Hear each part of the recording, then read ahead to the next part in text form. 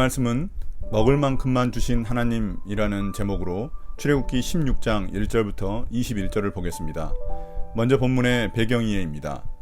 이스라엘 사람들이 엘림을 떠나 시내산으로 가는 길에 신광야라는 곳에 도착합니다. 이곳은 이집트를 나온 지 한 달 만에 도착한 곳입니다. 거기서 그들은 먹을 것이 없다는 이유로 또다시 모세와 아론을 원망하기 시작합니다. 종살이하던 이집트 시절이 더 나았다는 말까지 할 정도였습니다. 이에 하나님은 원망하는 그들을 벌하지 않으시고 오히려 하늘에서 양식을 비처럼 내려주십니다. 하나님은 하늘의 양식 만나를 공급해 주시면서 동시에 그것을 거두어 드리는 방법도 알려주십니다. 그 가르침을 통해 주님은 이스라엘 백성들이 언제 어떻게 일하고 쉬어야 할지 알게 하십니다. 이런 모든 것들은 이스라엘 백성들이 하나님 말씀에 순종하는지 순종하지 않는지 시험하기 위해서였습니다. 1절부터 5절입니다. 이스라엘 자손의 온 회중이 엘림에서 떠나 엘림과 시내산 사이에 있는 신광야에 이르렀다. 이집트 땅에서 나온 뒤 둘째 달 보름이 되던 날이다. 이스라엘 자손의 온 회중이 그 광야에서 모세와 아론을 원망하였다. 이스라엘 자손이 그들에게 항의하였다. 차라리 우리가 이집트 땅 거기 고기 가마 곁에 앉아 배불리 음식을 먹던 그때에 누가 우리를 주님의 손에 넘겨주어서 죽게 했더라면 더 좋았을 뻔하였습니다. 그런데 당신들은 지금 우리를 이 광야로 끌고 나와서 이 모든 회중을 다 굶어 죽게 하고 있습니다. 주님께서 모세에게 말씀하셨습니다. 너희가 먹을 것을 하늘에서 비처럼 내려줄 터이니 백성이 날마다 나가서 그날 먹을 만큼 거두어 드리게 하여라. 이렇게 하여 그들이 나의 지시를 따르는지 따르지 않는지 시험하여 보겠다.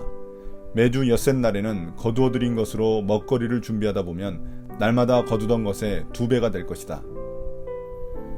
오아시스 엘림에서 꿀맛 같은 휴식을 맛보고 그들은 다음 행선지인 신광야로 이동합니다.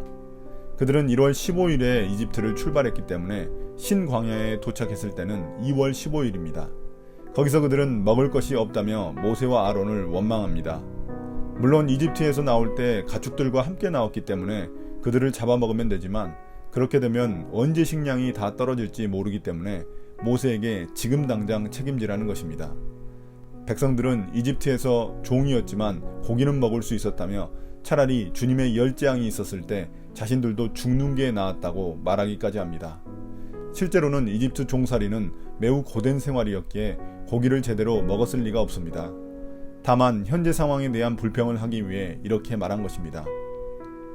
물론 주님은 미리 그들에게 먹을 것을 주실 수 있으셨으나 식량이 부족한 상황에서 그들이 어떻게 하는지 시험하기를 원하셨습니다. 또한 주님은 하늘에서 식량을 내려주되 매일 먹을 만큼만 가져가라고 하시면서 그들을 또다시 시험하셨습니다. 다만 매주 엿새날, 즉 안식일 전날에만 2배의 분량을 거두게 하셨습니다. 그 양식은 안식일에도 썩지 않게 하셨습니다. 안식일에는 하늘의 양식이 내려오지 않기 때문입니다. 6절부터 12절입니다. 모세와 아론이 모든 이스라엘 자손에게 말하였다. 저녁이 되면 당신들은 이집트 땅에서 당신들을 이끌어내신 분이 주님이시라는 것을 알게 될 것입니다. 당신들이 우리를 보고 원망한 것이 아니라 주님을 원망하였습니다. 주님께서 당신들이 주님을 원망하는 소리를 들으셨습니다. 이제 아침이 되면 당신들이 주님의 영광을 보게 될 것입니다. 우리가 무엇이라고 당신들이 우리를 보고 원망하십니까? 또 모세가 말하였다. 주님께서 저녁에는 당신들에게 먹을 고기를 주시고 아침에는 배불리 먹을 빵을 주실 것입니다. 주님께서는 당신들이 주님을 원망하는 소리를 들으셨습니다. 당신들이 하는 원망은 우리에게 하는 것이 아니라 주님께 하는 것입니다. 모세가 아론에게 말하였다.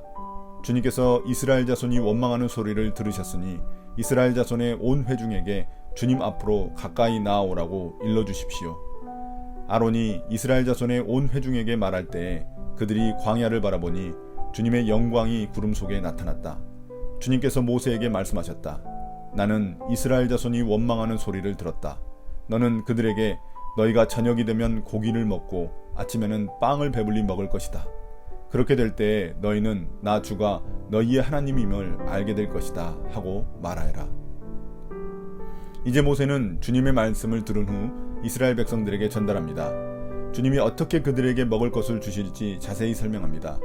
모세는 주님께서 저녁에는 고기를 주시고 아침에는 빵을 주실 것이라고 말합니다. 그러면서 모세는 자신들에게 하는 원망은 곧 주님께 하는 원망이라고 말합니다. 주님은 불평하는 그들을 광야에 모이게 하고 구름 속에 나타나셔서 자신의 음성을 모세에게 대신 들려주십니다. 이를 통해 모세에게 한 불평은 곧 하나님에 대한 불평이라는 사실을 알게 하십니다. 13절부터 16절입니다.